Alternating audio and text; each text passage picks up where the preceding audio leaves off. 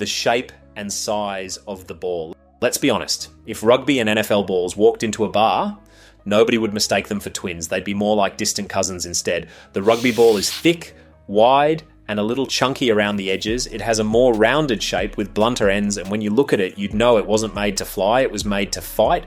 Built for grip, control, and kicking through chaos, the design makes it easier to handle during muddy scrums, wet conditions, or full-speed collisions. It's also got more surface area for those two-handed passes and grubber kicks, and less of that sleek aerodynamic vibe. Now swing over to the NFL ball. It's lean, sharp, and shaped like it knows it's going places. The ends are pointed, the leather is tighter, and the laces are there for grip, especially when launching 40-yard rockets across the field. In fact, the NFL ball is like the quarterback's best friend. Every part of the NFL ball was made for flight, and the way it spirals through the air is something rugby players can only dream about. But since forward passes aren't even legal in rugby, that dream's going nowhere.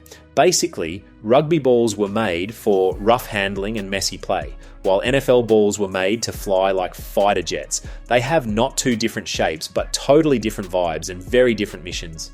Game time and structure.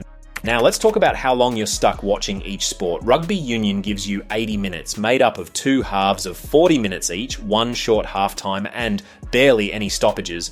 No one's calling timeouts to fix their shoelaces or ask their coach what to do next. When the game starts, it actually keeps going. Players might drop, but the clock rarely does. It's designed for non-stop movement, so if you blink too long, you'll miss something. Now step into the NFL. Technically, the game lasts 60 minutes, but throw in a few timeouts, some commercial breaks, injury stops, replay checks, referee huddles, and let's not forget the endless substitutions, and you've got yourself a full-day event. Some fans even schedule bathroom breaks between plays, since everything freezes just after a few seconds of action. The coaches talk, the camera crew stretches, and the kicker might even take a nap. No jokes. Watching an NFL game live sometimes feels like trying to finish a movie with 90 ad breaks. Rugby moves like a long-distance runner who refuses to quit, but the NFL moves like a heavyweight boxer who needs a sip of water after every punch. One tests endurance, the other tests patience. Both demand a lot from players, but one keeps the fans sweating right alongside them, while the other gives you time to microwave some wings between plays.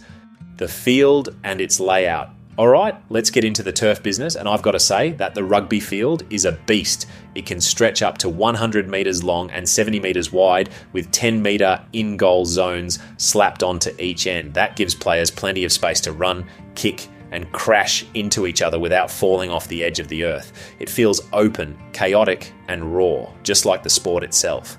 You'll see lines marked every 10 metres across the field, but they're more for guidance than hard stops. Everything about a rugby pitch encourages the players to run where they want, just don't lose the ball along the way. As for the NFL field, it's more like a giant grid from a math textbook. It's 100 yards long and 53 yards wide, with those classic 10-yard end zones on each end. You've got yard lines marked every 5 yards, numbered zones every 10, and a giant logo somewhere in the middle reminding you who owns the place. Every movement is calculated and every inch is measured. It's precision over chaos, and the whole thing looks like it was drawn by someone with a ruler and a label maker. Then you've got the posts. Rugby uses tall H-shaped posts that could pass for medieval gallows. You can kick through them from just about anywhere. On the other hand, the NFL has the giant tuning fork-shaped goalposts sitting at the back of the end zone. Kicks are taken in straight lines with laser focus and an army of blockers protecting the kicker's life. The way the ball moves. If you want to know what makes rugby and NFL completely different sports, just watch how they move the ball. In the NFL, the whole thing is built around one glorious rule. Forward passes are allowed and celebrated.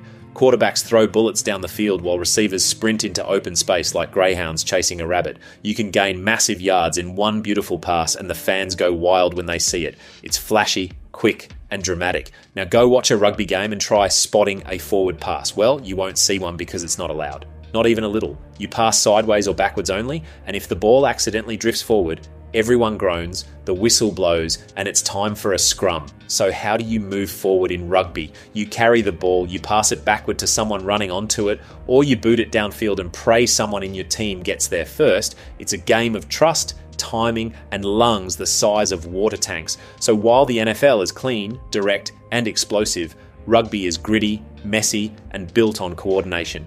Watching a rugby team string together perfect backward passes under pressure is like watching jazz musicians improvising in a thunderstorm. Meanwhile, watching an NFL quarterback hit a receiver 40 yards down the sideline feels like watching a sniper at work. Similar balls, but completely different journeys. Tackling and protective gear. Now let's address the elephant in the room, or more accurately, the wall of armour. NFL players suit up like they're preparing for a demolition derby. They wear helmets, face masks, shoulder pads, chest plates, thigh guards, and sometimes more padding than your grandma's couch. The reason for this is that NFL tackles are explosive. You've got players sprinting at full speed from opposite ends and meeting in the middle like two rams going head first. But in rugby, forget about having a steel cage around your head. Sure, you might wear a soft scrum cap or some light shoulder padding, but that's about it. Most of the time, it's just you and your mouthguard. That's why the tackling technique is very different. Rugby requires you to wrap your arms around the player and bring them down in a controlled way. You can't launch yourself shoulder first like a missile, but if you do, the referee will hand you a card and possibly an early shower.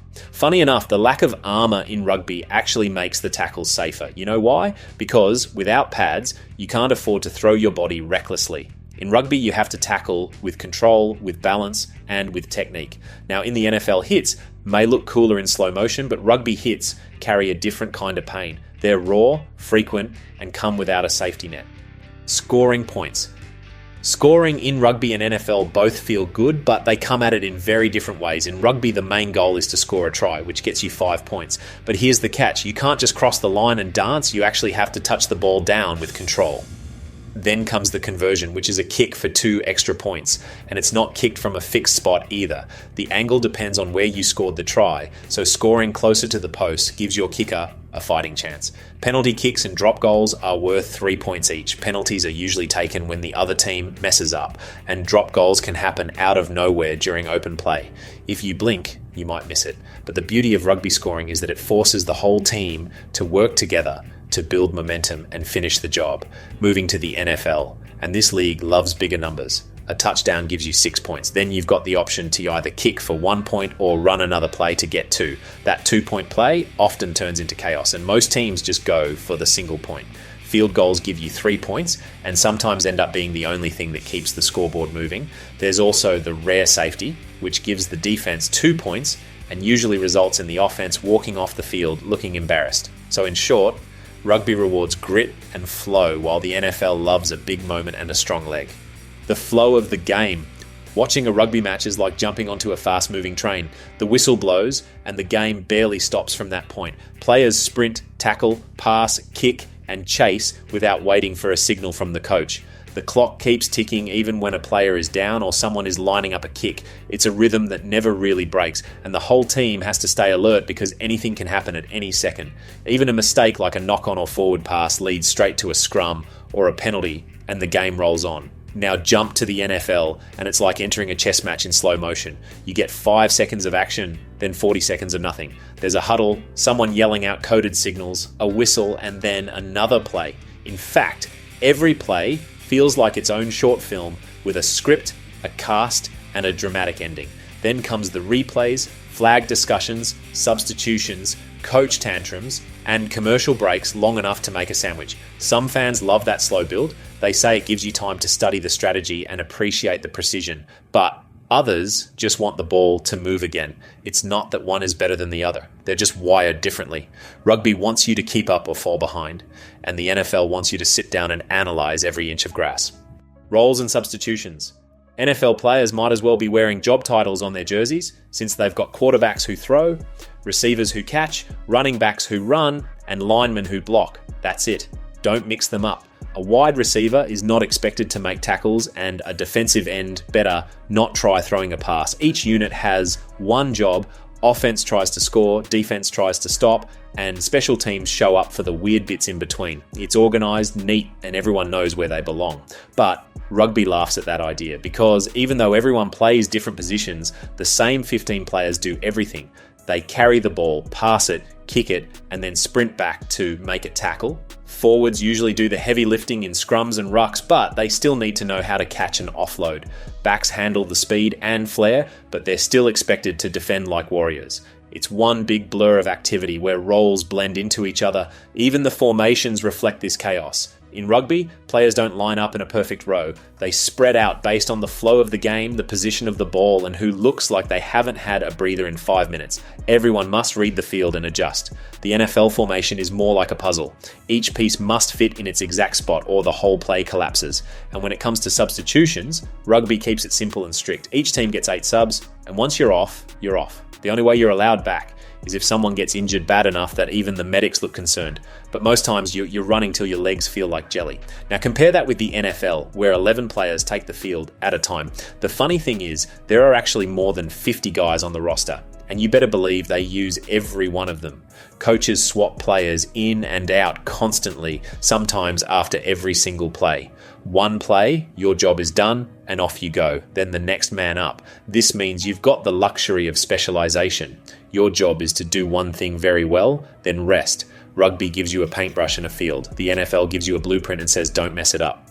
Kicking and restarts. Now here's where things start to get wild. In rugby, kicking is everywhere. You kick to restart the game, you kick to score points, you kick for territory, and you kick to relieve pressure. Sometimes you even kick just because there's no better option. And the best part is, anyone can do it. A prop can suddenly boot the ball like he's auditioning for a football team. Some kicks are graceful, others are pure panic, but it's always part of the flow. You've got drop goals where players kick the ball through the posts in open play. There's the grubber, which is a low bounce and roll kick designed to create chaos. Then there's the up and under, where the ball is launched high and everyone scrambles like it's a loose firework. However, the NFL keeps kicking in a separate corner. You start the game with a kickoff. If you can't score, you punt.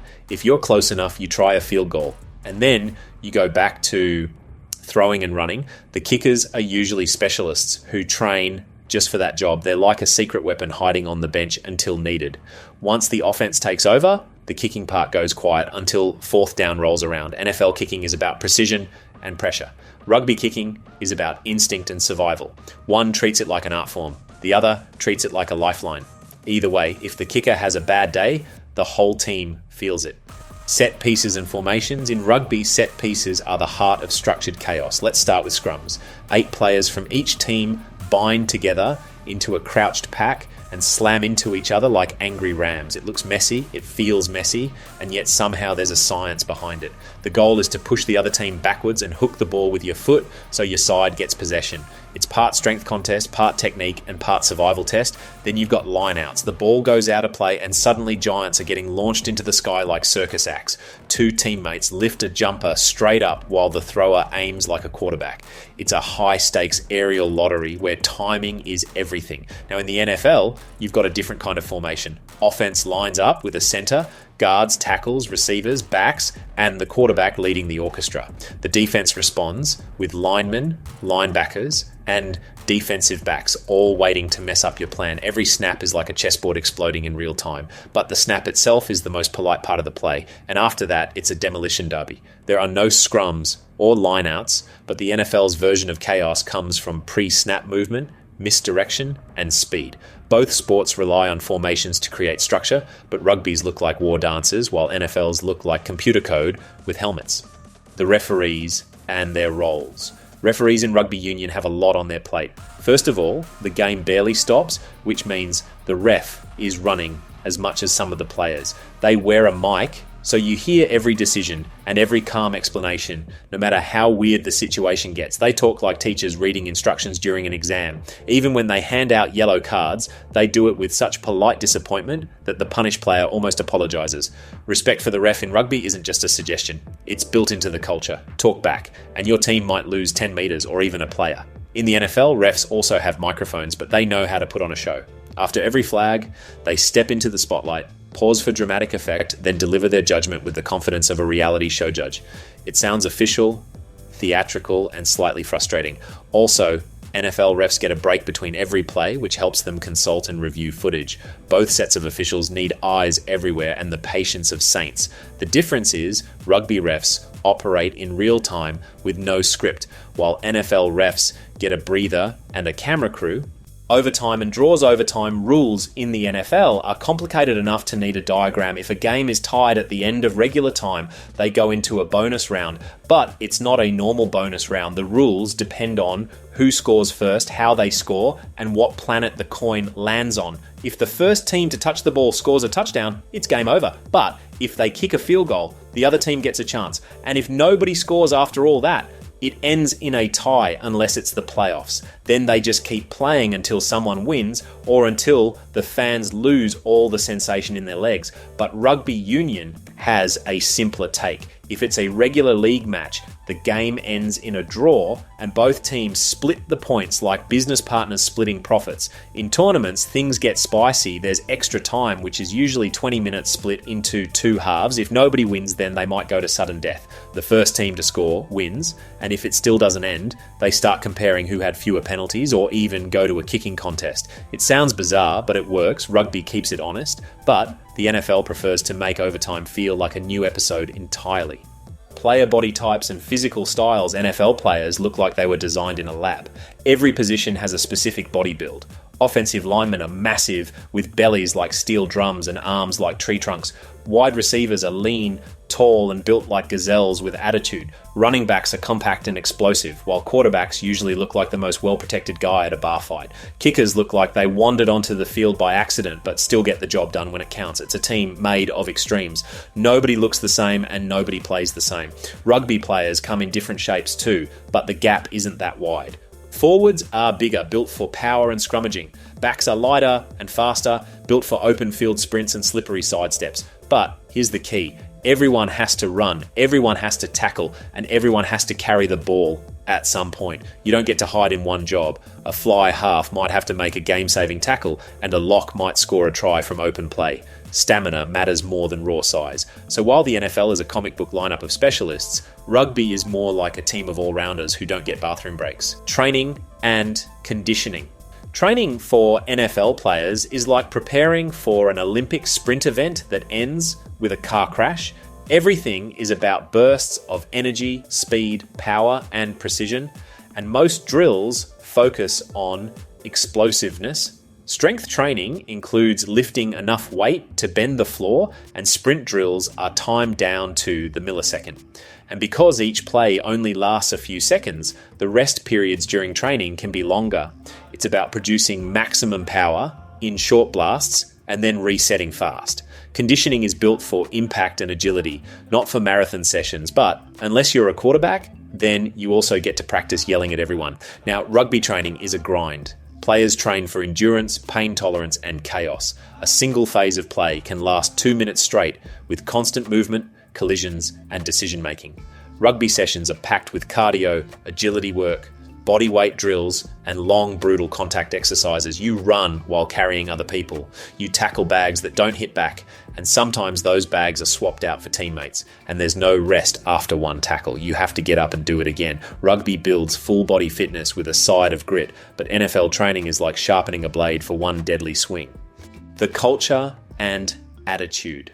Rugby culture feels like an old school handshake mixed with a full body bruise. There's an unspoken code that players live by, and it starts with respecting the referee like he's your boss, your uncle, and your pastor all in one. Talk back or roll your eyes, and you'll be marched back 10 meters or shown a card that ruins your whole weekend. Even when things get heated, players are expected to stay cool, shake hands, and handle their business like grown-ups who've seen worse. But that doesn't mean rugby lacks fire. It just hides it under a layer of polite violence. The NFL is a different beast entirely. It's flashier, louder, and a lot more theatrical. Celebrating a touchdown with a choreographed dance routine is basically expected. Players scream, pose, and talk trash like it's part of their training plan.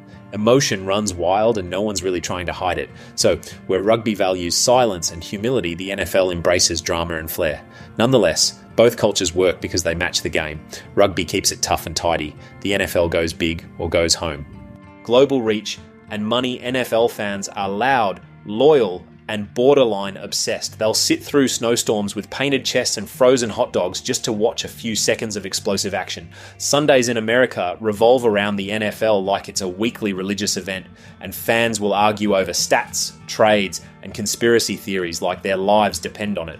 Sure, the NFL is trying to go global with games in London, Mexico, and Germany, and it's gaining traction, but at the end of the day, it still feels like Uncle Sam's favourite pastime.